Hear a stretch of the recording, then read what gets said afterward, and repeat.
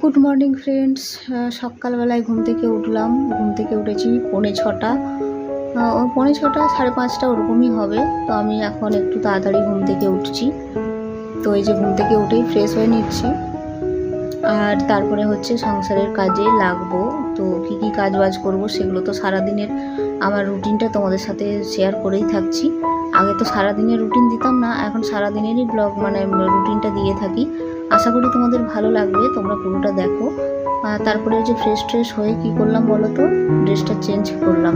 Change করে এবারে হচ্ছে একটু চুলটা চিরুনি করে নিচ্ছি, কারণ রান্না বান্না করতে হবে তো। আর চুলটা চিরুনি না করলে সময় থাকবে না, রান্না করতে করতেই তো সময় চলে যাবে। তো যাই হোক, ফ্রেশটা হয়ে নিয়ে বাসি নাইটিটা ছেড়ে এরপর হচ্ছে রান্নার কাজে লাগবো। তো তার আগে একটু চুলটা বেঁধে নিচ্ছি। আর আমাদের একটু সমস্যাই হয়ে গেছে এখানে, আমাদের রুমটা চেঞ্জ করতে হবে।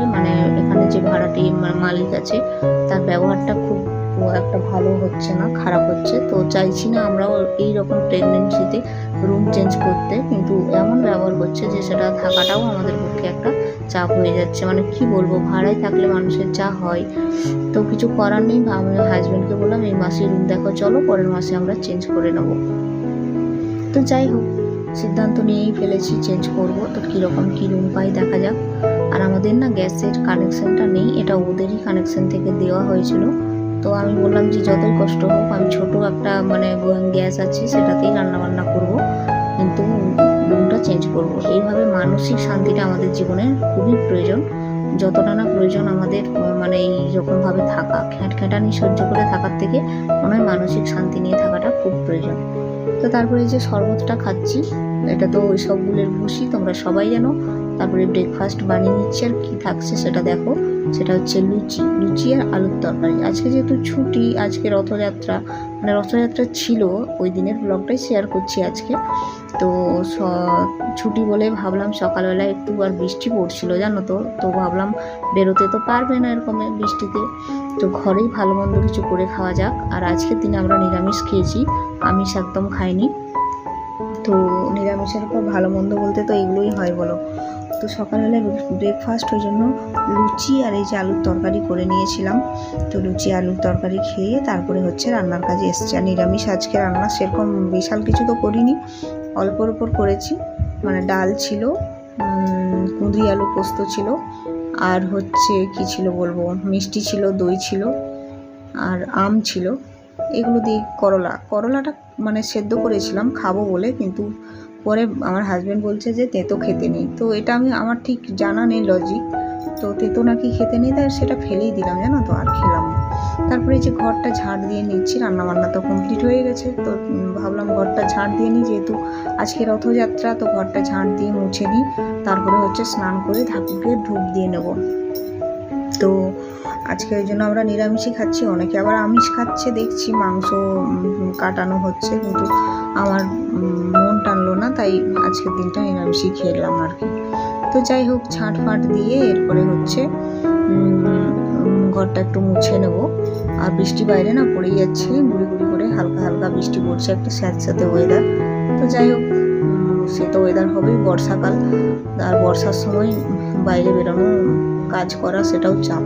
আর এই রুমটা আমাদের না খুবই সমস্যাও হচ্ছিল, বাথরুমে সবসময় যে বর্ষাকাল হলে জল দাঁড়িয়ে যাওয়া, তারপরে যে খাটের উপর উই ধরে যাওয়া অনেকদিন না থাকলে। তারপরে তাও ভেবেছিলাম অ্যাডজাস্ট করে থেকে যাব। এই প্রেগনেন্সিতে না এখান সেখান যাওয়ার এতটুকু মানসিকতা ছিল না গো। 2-3 মাস থেকে তারপরে চেঞ্জ করে নিতাম, আমার ডেলিভারি হয়ে গেলে বা আমি বাড়ি চলে গেলে আমার হাজব্যান্ড চেঞ্জ করে নিতাম। আমি তো এখানে থাকবো না, লাস্ট সময় আমাকে তো বাড়ি যেতে হবে, কারণ আমার সাথে তো একটা লোকের লাগবে বলো। আর এখানে ভাড়াতে ভাড়াই বাড়িতে থেকে আমার প্রচণ্ড সমস্যা হবে। তো যাই হোক, তার জন্য আমরা ভেবেছি রুমটা চেঞ্জ করবো আর রুম দেখবো। আর অনেক জিনিসপত্র না হয়েও গেছে। ওই টেবিলটা দেখছো, সেটা আমাদের বই খাতা জিনিসপত্র, তারপরে ফ্যান আছে, তারপরে ফিল্টার আছে, ওই আলমারি শোকেসটা আছে, চেয়ার আছে, অনেক জিনিসপত্র টুকিটাকি করে বেরোবে, জুতো, সব কিছু। তো ভেবেছিলাম যে চেঞ্জ করবো না, তো এখন ভাবছি না, করেই নি চেঞ্জটা, কারণ এইভাবে মানসিক শান্তিটা আগে দরকার আমাদের। খ্যাট করতে থাকবে, একবার বলবে যে এটা করো, তারপরে কিছুদিন পরে বলবে এটা করবে না, সেই কীরকমভাবে একটা থাকা। তো আমরা চাই না ওরকমভাবে থাকতে। তো গুড ইভিনিং ফ্রেন্ডস, এটা হচ্ছে বিকেলবেলা। বিকেলবেলাও তো প্রচণ্ড বৃষ্টি, একদম বেরোনো যাচ্ছে না, রথ দেখতে যাওয়া তো হতো না। তো তখন আবার করে নিলাম হচ্ছে আলু পরোটা। তো আলু পরোটা খেয়ে নিচ্ছি, হয়েছিল খুব সুন্দর। আর এখন তো আমার খিদাটা একটু বেড়েছে, যেহেতু প্রেগনেন্সির এটা আমার 3rd স্টেজ চলছে, মানে ওই 6 মাস মতো, 6-7 মাসে পড়বে, মানে 6 মাস চলছে, 7-এ পড়বে। তো এই সময় একটু খিদাটা বেড়েছে। তো যাই হোক, খাওয়া দাওয়াটা একটু বাড়িয়েছি আর কি, মানে খাওয়া দাওয়া করছি ভালো। তো তখন আলু একটু সেদ্ধ করে নিলাম প্রেশার কুকারে, দিয়ে একটু আলু পরোটা করে নিলাম, দুজন মিলে খেয়ে নিচ্ছি। আর রাতের বেলা সেরকম কিছু করিনি, আজকে তো নিরামিষ। তো গরম গরম খিচুড়ি, এই যে দুজন মিলে খেয়ে নিলাম। খিচুড়িটা কিন্তু খুব টেস্ট হয়েছিল, জানো তো।